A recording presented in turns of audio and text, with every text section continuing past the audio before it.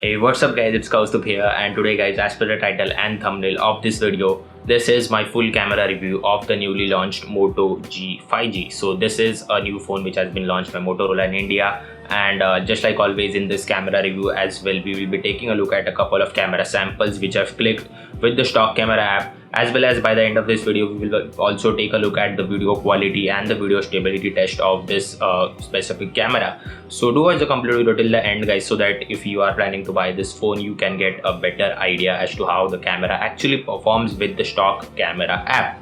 And with that being said guys, just like always, make sure you hit that red subscribe button down below, as well as turn the notifications on so that you don't miss any of my upcoming videos.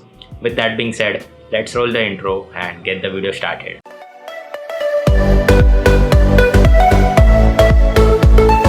So guys, starting with the video, before moving on to the camera samples, I would like to talk you guys or brief you guys about the camera hardware that we get on the Moto G 5G. So firstly, if you take a look at the back, then it is a triple camera setup and not a quad camera setup. The fourth cutout in the lens is for the flash. So it is a triple camera setup, and here the main sensor is a 48 megapixel sensor that we get to see, and below it or above it we get a ultra wide sensor which is an 8 megapixel ultra wide sensor, and besides the main sensor we also get a 2 megapixel macro camera sensor as well. So the camera setup is really good, but I would like to see an telephoto or something of other sort. Like macro camera is just useless any which ways. So that is what you get in the camera hardware. And talking about the selfie camera, then it is a 16 megapixel shooter that we get to see.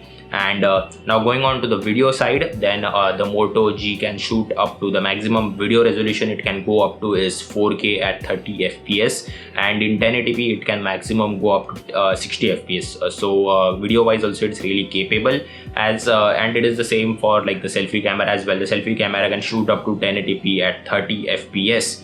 And if you ask me about the stabilization for video and photos as well, it has gyro based EIS, that is gyro based electronic image stabilization, and not an OIS based system. So that's one glaring omission, but it's okay at the price which it comes. So guys, now that you know the camera specs and the camera hardware that we get, now it's time to take a look at the camera samples. So on the screen guys, you can see a photo, like the first photo on the screen is clicked with the Moto G 5G, and below you can see the watermark as well.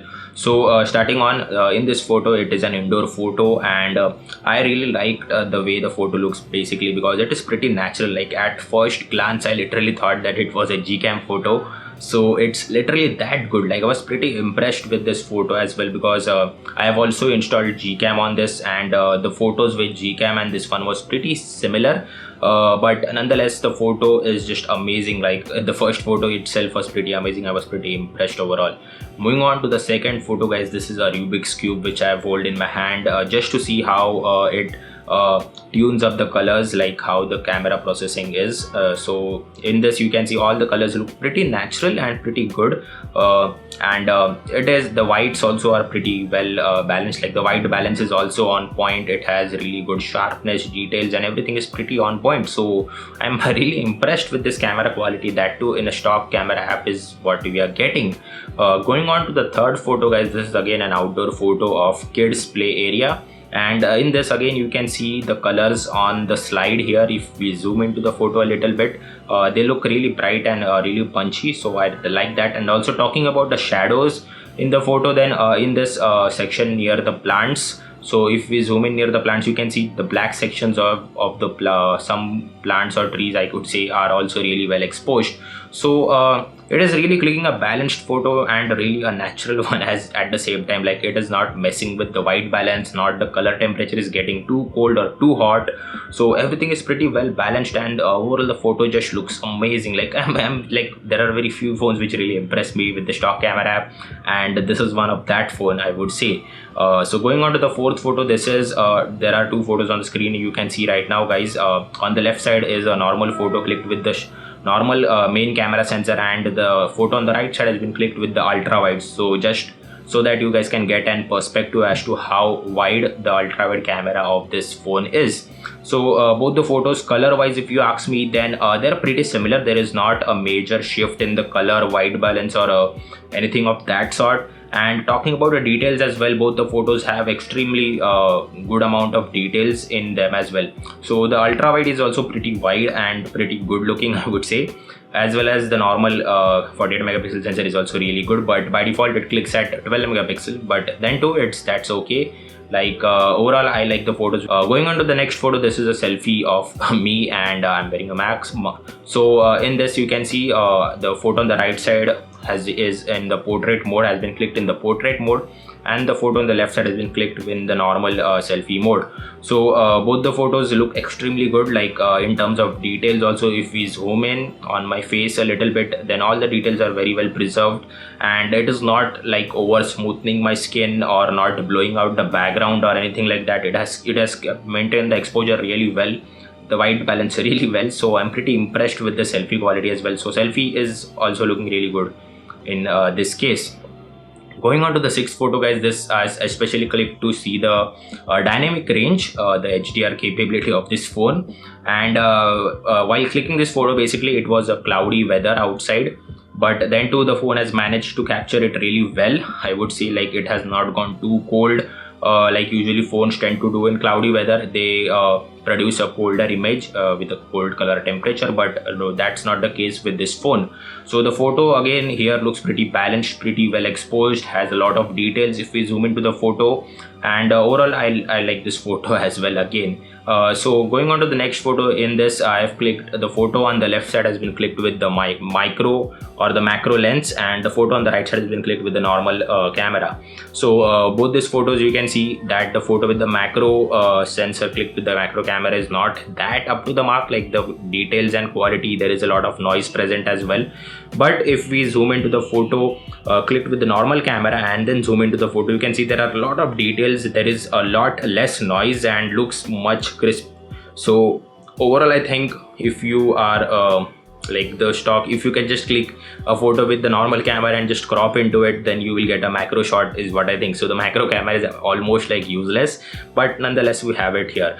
And going on to the 8th photo, guys, this is a night side photo which I clicked, and it just looks amazing. Like this photo needs to be compared with Gcam so that you guys can get a better idea, but now this is just the stock camera review, so I will not include that photo here. But nonetheless, this photo also looks so amazing. It has very less noise in it, and it has exposed everything really well, like the lights and everything. The details are a bit missing, but then too it's okay for a stock camera. I am pretty impressed with the night side photo as well. And finally, going on to the 9th and the last photo in this list is my OnePlus Nord's photo.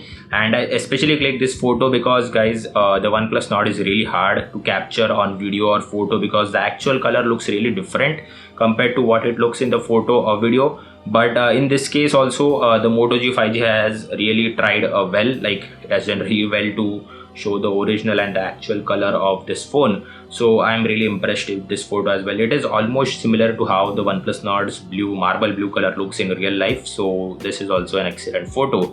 And finally, guys, going on to the last thing is the video stability and the video quality test. So you can see a video playing on the screen right now, in which I'm going up the stairs, and again I will go down the stairs just to see how stability works. So the Moto G 5G has EIS, that is electronic image stabilization, and it has managed really well to keep the footage stable, and at the same time it is able to maintain good quality and details as well. So video is also pretty capable, not the best I would say, but it's pretty okay. It can be worked with, and you can improve it in post processing as well. So guys, that's about it for all the camera samples and the video samples of the Moto G 5G in this video. And finally concluding the video, guys, if you ask me my opinion about this camera, then I am just simply amazed with the camera. Like how a stock camera, this is how a stock camera of any phone should be. Like it is so perfect. Like I don't know what is gonna do with the Gcam. Like I think the results will be pretty similar with the stock and the Gcam as well. So stay tuned for my Gcam video on the Moto G 5G. It will be dropping soon on the channel as well, so make sure you are subscribed. But nonetheless, overall I am pretty impressed with this camera, triple camera layout, and it has overall really impressed me, other than the macro camera which just sucks on each and every phone that it has. Other than that, the ultra wide and the main 48 megapixel sensor does an excellent job of clicking pictures, maintaining handling the color profile really well. It is not oversaturating or undersaturating of any sort. The shadows are exposed really well. The exposure, the white balance and the color temperature are two things which I was looking out for, and those are also pretty on point. Motorola has actually nailed it with the camera processing on this phone. I should say it clicks some really amazing pictures. So if you're planning to get the Moto G5G just for camera and just for clicking a lot of pictures, then you can definitely go for it. But nonetheless, overall I am pretty impressed, and if you buy this phone and if you flash or install Gcam on this one, then it will just do wonders, I think. And with a little bit of editing, it will just click some amazing pictures, is what I personally think. So overall, this is an A+ camera is what I think, and if you are going for just for the camera with this phone, you can definitely go for it, is what I would say, guys. So that's been my time, and this has been my camera review of the Moto G5G. And if you guys have liked this video, then please do hit the like button down below, as well as do get subscribed to my channel by hitting that red subscribe button, guys, because a lot of Moto G5G videos are coming to the channel really soon. With that being said, this is your boy Kaustubh from Tech to Explore signing off. Until then, keep exploring.